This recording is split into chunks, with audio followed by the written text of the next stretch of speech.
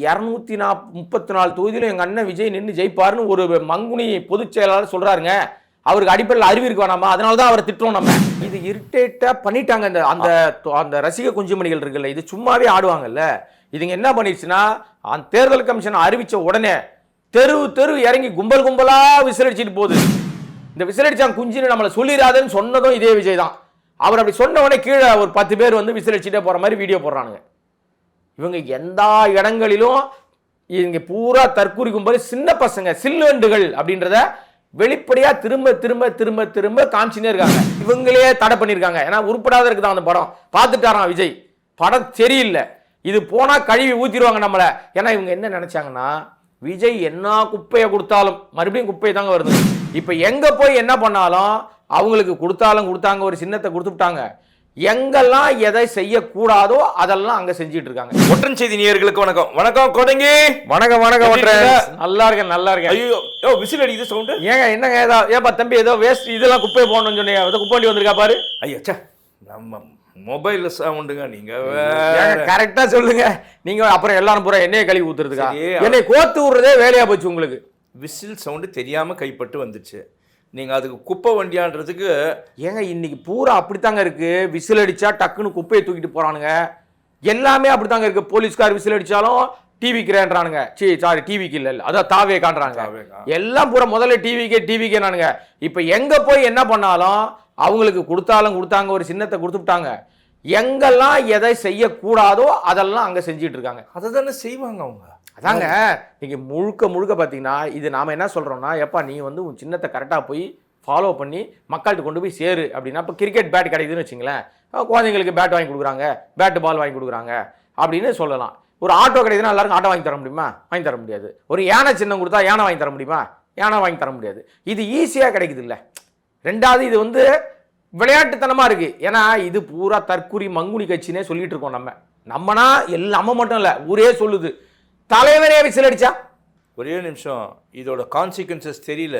அந்த நாய்ஸ் பொல்யூஷனுங்க. இது பெரிய பிரச்சனை. இது வந்து யாருன்னா ஒருத்தன் கோர்ட்ல கேஸ போட்டு விசில் சின்னத்தையே ரத்து பண்ணுங்க, யாருக்குமே இருக்கக்கூடாது அப்படின்னு சொல்லிட்டாங்கன்னா, இவங்க பண்ற பிரச்சாரம் இந்த இரிட்டேஷன் இருக்குல்ல, இது வந்து நியூசன்ஸ் கேஸுங்க. இது இரிட்டேட்டா பண்ணிட்டாங்க. அந்த அந்த ரசிக குஞ்சுமணிகள் இருக்குல்ல, இது சும்மாவே ஆடுவாங்கல்ல. இதுங்க என்ன பண்ணிடுச்சுன்னா, அந்த தேர்தல் கமிஷன் அறிவிச்ச உடனே தெரு இறங்கி கும்பல் கும்பலா விசிலடிச்சிட்டு போகுது.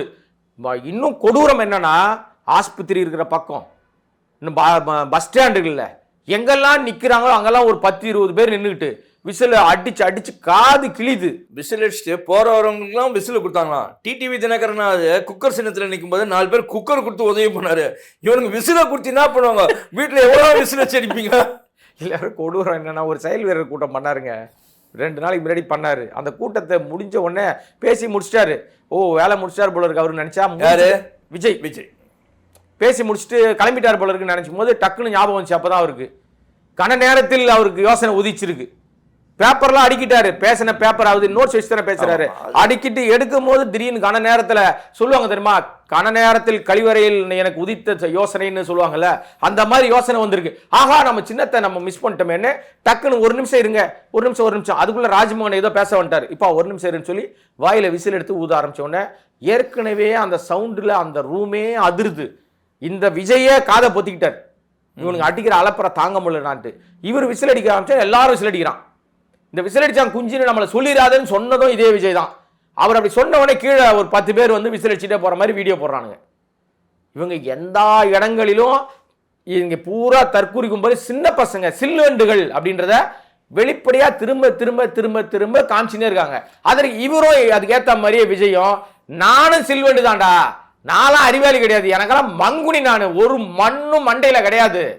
அவர் ஜனநாயகன் படம் ரிலீஸ் ஆகிற வரைக்கும் என்ன பண்ணுவாரு? அவர் வந்து தலைவர் கிடையாது.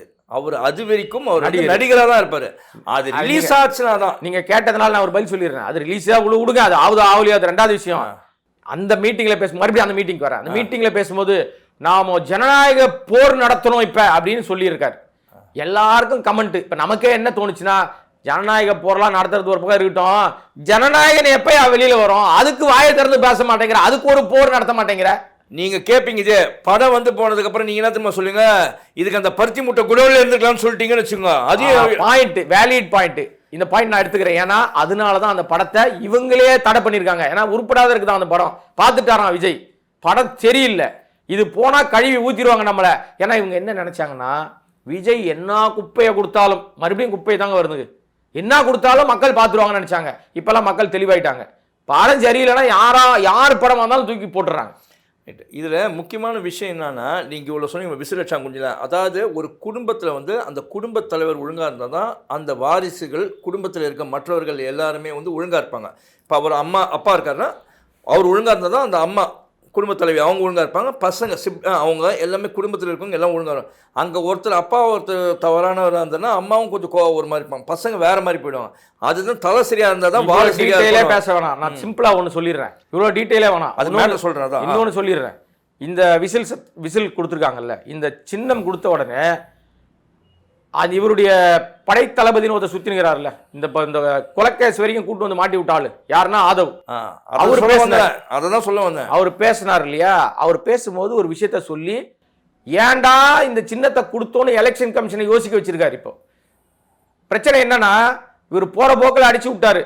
எலெக்ஷன் கமிஷன்லயும் விஜய் ரசிகர் ஒருத்தர் இருக்காரு, அவர் கையெழுத்து போட்டாரு சின்னத்தை கொடுன்னு சொல்லிட்டு.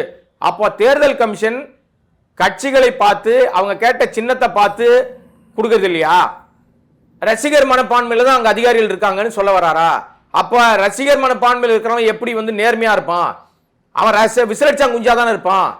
அப்ப தேர்தல் கமிஷன் அதிகாரிகள் மீது தவறான ஒரு கருத்தும் அவங்க மீது ஒரு அவதூறையும் பரப்புறாரா ஆதவன்னு இப்போ ஒரு பேச்சு கிளம்பிடுச்சு. உண்மை.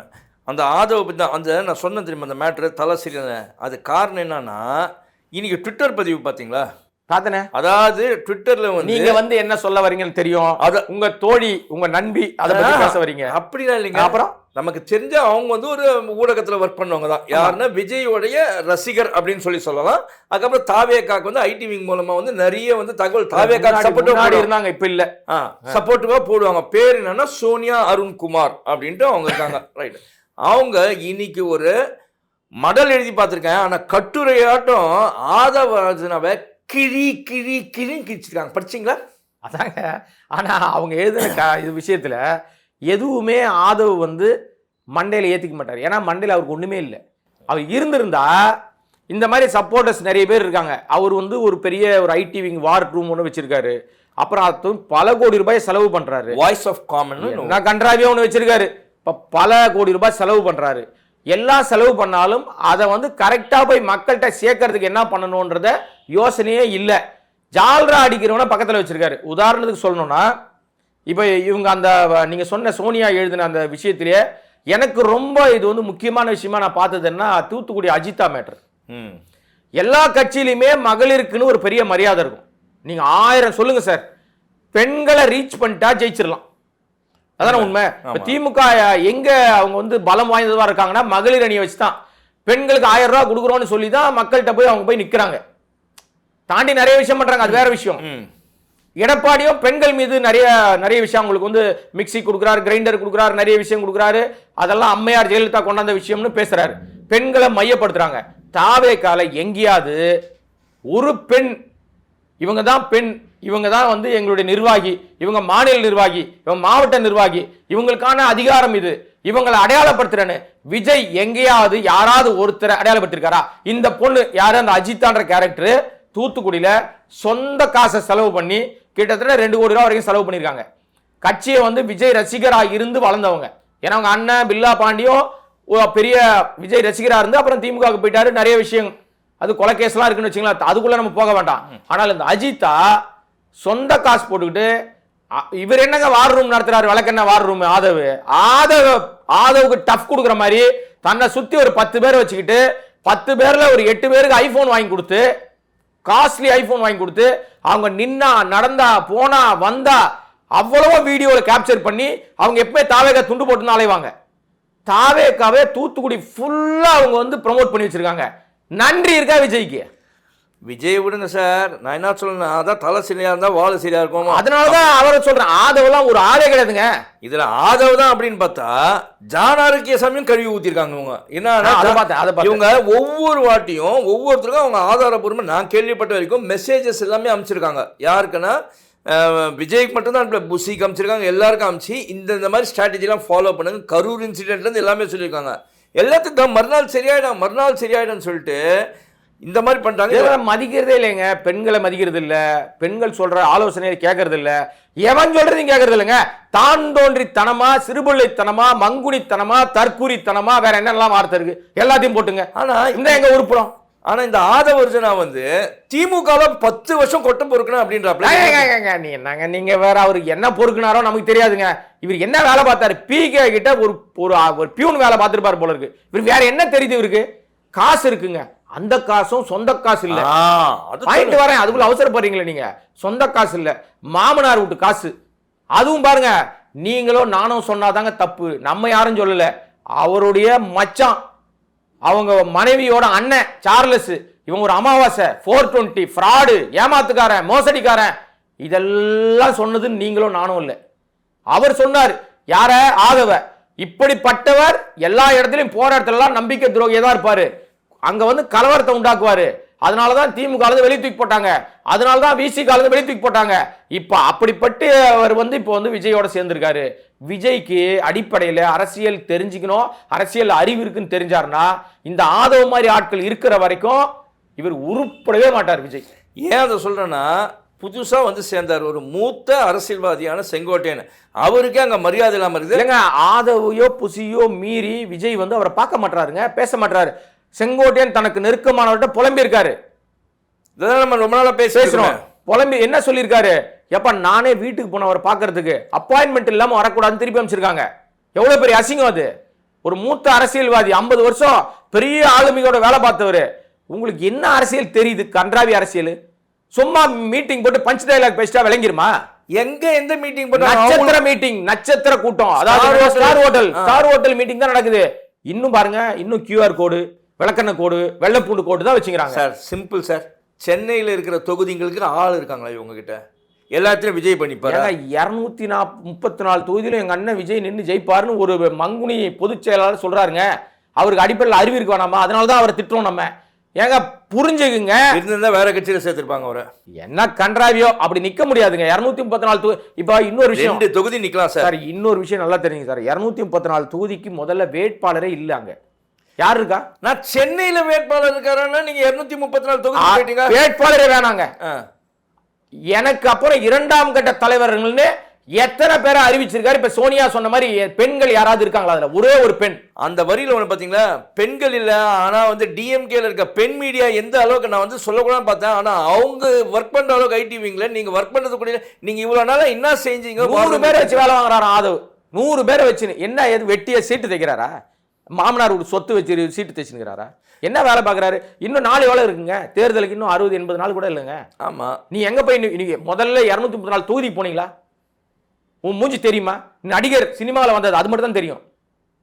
அப்ப அந்த இடத்துல போய் யாரு நிப்பா? விஜய் மூஞ்ச காட்டி ஓட்டு கேட்பாங்களா? பேனர் வச்சிருவாங்க சார். அந்த கட் அவுட் இருக்குல்ல, கட் அவுட் வச்சு பக்கத்துல ஆள் நின்று போட்டோ எடுத்துப்பாங்க. அதுக்கு தாங்க லாக்கி. இந்த ஐடி கார்டு கொடுக்கும்போது ஒரு மதுரையில் ஒரு குரூப் படிச்சு சொல்றேன், மதுரையில் ஒரு குரூப் காமெடி கூத்தெல்லாம் பண்ணிச்சு பாருங்க. கட் அவுட் வச்சு கட் அவுட் கிட்ட போய் ஐடி கார்டு வாங்கினாங்க. ஆனா மங்குனிகளா? இதனாலதான் இதுங்களை தற்கூரி கூட்டம்னு சொல்றோம் நம்ம. இப்பயே எப்படி இருக்காரு இவரெல்லாம் இதுல வேற கொடூரம் என்னன்னாங்க, விஜய் மீது ஏன் நம்ம இவ்வளவு கடுமையான குற்றச்சாட்டுகள் வைக்கிறோம்னா, வெகுஜன மக்களோடு நீங்க ஒன்றாமல் போனீங்கன்னா, மக்களோடு நீங்க பயணிக்காம போனீங்கன்னா, சத்தியமா உங்களை மக்கள் இதே மக்கள் செருப்படிச்சு அடிச்சு வெளியே விரட்டிடுவாங்க. நீங்க எல்லா போற இடங்கள் இதுவரையும் 10-12 முறை தனி விமானத்துல பல ஊர்களுக்கு போயிருக்காரு. தனி விமானத்துல போயிருக்காரு. மக்கள் பயன்படுத்துற, பொதுமக்கள் பயன்படுத்துகிற விமானத்துல பயணம் பண்ணா நீ என்ன சீட்டு தேஞ்சிருமா? இல்ல நீங்க கரைஞ்சிருவீங்களா? தேய்ச்சி உங்களை உருவிடுவாங்களா? சட்டையை பிடிங்கிடுவாங்களா? ஏன் மக்களோட பயன்படுறீங்க சார்? என்ன செலிபிரிட்டி? ஆனானப்பட்ட சூப்பர் ஸ்டார் ரஜினிகாந்த் பயணிகள் விமானத்துல பயணம் பண்றாரு. பிரதமர் பிரதமர் என்ற முதல்வர் பயணிகள் விமானத்துல போறாரு. மற்ற எல்லா ஊர்களில் இருக்கிற ஷாருக்கானா இருக்கட்டும், எல்லாருமே யாரு அந்த தனியார் விமானம் வச்சுன்னு போறாங்களா? நீங்க ப்ரமோஷனுக்கு போங்க தனி விமானத்துக்கு. ஏதோ ஒரு பட ப்ரமோஷன் போறீங்க, அப்போ உங்க பட குழுவை கூட்டு போறது தனி விமானம் வச்சீங்கன்னா பரவாயில்ல. ஒரு முறையும் விமான செலவுன்னு குறைந்தபட்சம் நான் சொல்ற 30-35 லட்சம் ரூபாய் செலவு பண்றாங்க ஒரு முறை பயணத்திற்கு. அது கூட அவர் சொந்த காசு சார். சார் சொந்த காசுன்னு ஐடில காமிக்கணும் சார். அந்த விமான நிறுவனத்தை பத்தி எந்த விதமான டாக்குமெண்டேஷனும் இணையத்துல இல்ல. யார் அந்த விமானம், யார் சொந்தக்காரு காட்டுங்க. எதுவுமே இல்ல சார். ஓபன் பண்ணி பார்த்தா ஒரு ஆபீஸ் எங்க இருக்குன்னு தெரியாது. எனக்கு தெரிஞ்சு இது இவங்க பினாமில இருக்கிற நிறுவனமா இருக்கும் அப்படின்னு நான் சந்தேகப்படுறேன். சென்ட்ரல் கவர்மெண்ட் இடி என்ன பண்ணிருக்குது? அதனாலதான் அவங்க கையில வச்சிருக்காங்க. விஜய் ஏன் பாஜகன்னு பேர் சொல்ல மாட்டாரு, ஒன்றிய அரசு பேர், நீங்களே வரீங்க பாயிண்ட்டுக்கு. இவங்க ஏன் சொல்ல மாட்டேங்கிறாருன்னா பயம். விஜய்க்கு பயம். ஆனா அவர் வெளியில என்ன பேசுறாருன்னா இந்த மூஞ்சிக்கா பயம். ஆனா அந்த மூஞ்ச ஒரு 3 நிமிஷம் உத்து பாருங்க, குறுன்னு தெரிஞ்சிரும். நேத்துல இருந்து ஏன் தெரியுமா இத்தனை நாள் வந்து விஜய் வந்து செகண்ட் பிளேஸ் சொன்னதுக்கு ஏதோ ஒரு சில ஆட்கள் வந்து பொதுமக்கள் ஆமா ஆமா ஜாலியா. இப்ப டிடிவி வந்து இங்க சேர்ந்துட்டா பயம் வந்துருச்சு. இப்ப வந்து ஏடிஎம்கே வந்து ஸ்ட்ராங்காச்சு, ஓபிஎஸ் வந்துற மாதிரி இருக்கார். சரி ஒரு பழைய மாதிரி வந்துருவாங்க அப்படின்னு வந்தேன். ஐயோ நம்ம 3rd பிளேஸ் கூட வரமாட்டோம்டா, சீமான் 3rdல இருப்ப நம்ம 4th 5th போயிடுமோன்னு பயப்படுறேன். இதை தாங்க நான் பல ஊடகங்கள்ல உட்காந்து பேசும்போது இப்ப பேசல நானு. நம்ம தெளிவா சொன்னது என்னன்னா விஜய் 4ஆம் இடம் இல்ல, சீமான் வாங்குறதை விட கேவலமா ஓட்டு வாங்கன்னு சொன்னேன். மக்கள் கூட்டம் வர்றதுனால மட்டும் ஓட்டு மாறாதுங்க. ஓட்டு போடுறவங்களுக்கு விவரமா தான் ஓட்டு போடுவான். ஜென்சி கூட்டம்ன்றது ஒரு குறிப்பிட்ட பர்சன்டேஜ் தான். நீங்க ஐடியாலஜி படி திமுக ஓட்டு போறோம், திமுக தான் போடுவான். அண்ணா திமுக ரெட்டலைக்கு ஓட்டு போறோம், ரெட்டலைக்கு தான் ஓட்டு போடுவான். பாஜக ஓட்டு போடுறோம், தாமரைக்கு தான் போடுவான். அது தோக்குதோ ஜெயிக்குதோ அதை பத்தி பிரச்சனை இல்லை. அப்படி ஒரு கட்சியும் குறிப்பிட்ட வாக்கு சதவீதம் வச்சிருக்குது. விஜய்க்கு என்ன இருக்குது? ஒண்ணுமே கிடையாது. அவருக்கு என்ன சின்ன, இப்பதான் சின்னம் கொடுத்துறீங்க. இன்னும் எந்த தேர்தலிலும் தன்னை நிரூபிக்காம இருக்கிற ஒரு தலைவர் எப்படி வந்து முதலமைச்சராகி உட்கார முடியும்? அப்ப மக்களை ஏமாத்துறீங்க. இப்ப பயம் வந்ததுனால தான் அவர் என்ன சொல்றாருன்னா, முதல்ல திமுக தீய சக்தின்னு பேசிட்டு இருந்தாரு. எனக்கும் டிவி கேக்கும் தான், அதாவது டிவி கேக்கும் திமுக தான் போட்டினாரு. இப்ப சம்பந்தமே இல்லாம ஊழல் கட்சி அதிமுக, ஊழல் சக்தி அதிமுகன்றாரு. இதை சொல்வதற்கு அவருக்கு தகுதி இருக்கா நான் கேட்கிறேன். ஏன்னா சொல்லும் போது பக்கத்துல செங்கோட்டையனை உட்கார வச்சிருக்காரு, இன்னொரு பக்கத்துல ஆதவ் உட்கார வச்சிருக்காரு. ஆதவ் வந்து நான் உத்தம சீலரா? ஆதவுக்கு பணம் எப்படி வந்துச்சு? அவங்க மாமனார் யாரு? நீங்க அடிப்படையில பொதுமக்கள், சாமானிய மக்கள், தினக்கூலி அடிப்படையில் போறவங்க கிட்ட ஒவ்வொரு நாளும் 500 ரூபாய், 200 ரூபாய், 400 ரூபாய் சம்பாதிக்கிறவங்க கிட்ட சுரண்டல் லாட்டரி மூலமாக கோடி கோடியா கொள்ளையடிச்ச கும்பல். அங்க இருந்து வந்த தொகையில இருந்து தான் நீங்க எல்லா வேலையும் பாக்குறீங்க. அப்ப ஊழல் பத்தி பேச உங்களுக்கு தகுதி இருக்கா? இவங்க கூட விடுங்க, விஜய்க்கு தகுதி இருக்கா? 15 கோடி ரூபாய் சம்பளம் வாங்கி மறைச்சவர் தானே அவரு. அது காருக்கு வந்து டாக்ஸ் எவேஷன் பண்ணாரு. இல்ல இது எல்லாமே மறைச்சவர் தானே.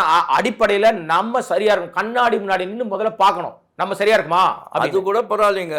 செங்கோட்டையன் ஏடிஎம்கே மினிஸ்ட்ரியில வந்து ஒரு மினிஸ்டர் இருந்தாரு அவங்க கவர்மெண்ட் இருக்கும்போது. நீ அஇஅதிமுக ஊழல் கட்சின்னு சொன்னா அஇஅதிமுகவுடைய தலைவர் ஆரம்பத்தில் இருந்து எம்ஜிஆர் அவர் தான் நிறுவனர். அவரோட போட்டோ வந்து கொள்கை தலைவர்னு வச்சுக்கிறேன். ஜெயலலிதா இருந்தாங்க, நீ இப்ப சாஷ்டாங்கமா காலையில் தலைவர் வைக்கல. அவர் என்ன நினைக்கிறாருன்னா இப்ப எம்ஜிஆர் அண்ணாவை காமிச்சாதான் ஓட்டு கேட்கன்ற நினைக்கிறோம் வந்துட்டார். இப்ப ஏன்னா இப்ப இங்க எனக்கு சிரிப்பு வருதுங்க. என்னன்னா இவர் சொன்னார்ல, அதாவது ஆதவ் பேசும்போது சொன்னார், அதாவது இந்த மாதிரி வந்து பெரியாரை பத்தி செந்தில் பாலாஜி ஒரு 5 நிமிஷம் பேசிட்டாருன்னா நான் தூக்கு மாட்டி சாகரேனார்ல. பெரியாரை பத்தி செந்தில் பாலாஜி எல்லாம் பேச வேணாம். நீ உங்க கட்சி கொள்கை தலைவர் இருக்காங்கல்ல, அஞ்சலை அம்மாள் பத்தி ஒரே ஒரு 5 நிமிஷம். அஞ்சலை அம்மாள் யாருன்னு பேசக்கூடாது. அஞ்சலை அம்மாளுடைய அந்த போராட்ட குணம், அவங்க யார் யாரோடு என்னென்ன விஷயங்கள் பண்ணாங்கன்னு பேச முடியுமா? முடியாது. நீ மற்றவங்க சொல்றதெல்லாம் விடுங்க, செந்தில் பாலாஜியை பேசுங்க, KN நேரு பேசு, யாரை பத்தி ஒன்னா பேசலாம், தப்பு இல்லைங்க. ஆனால் அடிப்படையில நம்ம சரியா இருக்குமா, நம்ம தகுதியை வளர்த்துக்கிட்டோமா, நமக்கு மரியாதை இருக்கா, நமக்கு என்ன மக்கள் வந்து அங்கீகாரம் கொடுத்துருக்காங்க, பேசாமல் இருக்கிற நேரத்தில் பேசாமல் இருக்கணும், பேச வேண்டிய நேரத்தில் பேசணும். இந்த ஆதவ் மாதிரியான சில்வண்டுகள், விஜய் மாதிரியான தற்குறிகள்லாம் என்ன பேசுதுன்னா, எங்க பேசணுமோ அங்க பேசுறது இல்ல, தேவையான நேரத்தில் பேசாம கம்முன்னு இருக்கிறது. எங்கெல்லாம் பேசியிருக்கணும்? SIR பிரச்சனை வரும்போது பேசியிருக்கணும். பேசினாரா? பெருசா பேசல. SIR குறித்து தாவேகா தொண்டருடைய கருத்து என்ன இன்னைக்கு வரைக்கும் தெரியுமா? உன் ஓட்டு இருக்கான்னு தெரியுமா உனக்கு?